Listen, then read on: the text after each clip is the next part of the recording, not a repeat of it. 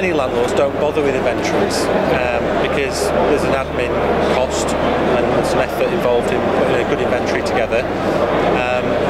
And often the problem they have is with the deposit schemes. Of course, if they want to deduct anything from the deposit for any damage to the property, they have to prove that there was damage, and the way to do that, of course, is to compare the checkout inventory with the check-in inventory, and so that you can support the deduction that you've made and prove that you've made that. And I think these days as well that the traditional sort of paper inventory is often not sufficient. In fact, you've now got photographs and video evidence, and that investment in the inventory side pre-check-in will protect your precious asset from any claim by a tenant in the future.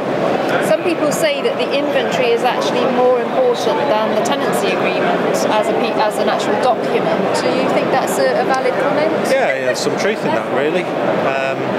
A flippant sort of comparison might be, if you had a Ferrari, you wouldn't hand the keys over to anybody, go and hire a nice car. The company that deals with that, they will have been through that car all the way around, check the bodywork and the paintwork for any damage, and you'll sign to say you've checked it, and that's a £10,000 car. Or more expensive cars, even more checks. Whereas a lot of landlords will hand over the keys to their much more expensive asset without having a proper check over the condition of the asset and getting that agreed with the person that's renting it.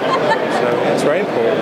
Have you personally had any experiences where an inventory actually resolved the dispute to your satisfaction? I've certainly had one or two disputes with tenants where my DIY inventory, shall we say, wasn't up to scratch, and we've had to improve, as we self-manage our portfolio, we've had to improve our processes and documentation, and we now do photographs because when we had the dispute, the deposit scheme gave us some feedback that what we were providing them with wasn't up to scratch, and they weren't prepared to agree the deduction. So, and in fairness, that's what a professional landlord and investor should be doing. Tenants are entitled to receive their deposit back unless you can prove that it was a genuine dilapidation that they should pay for.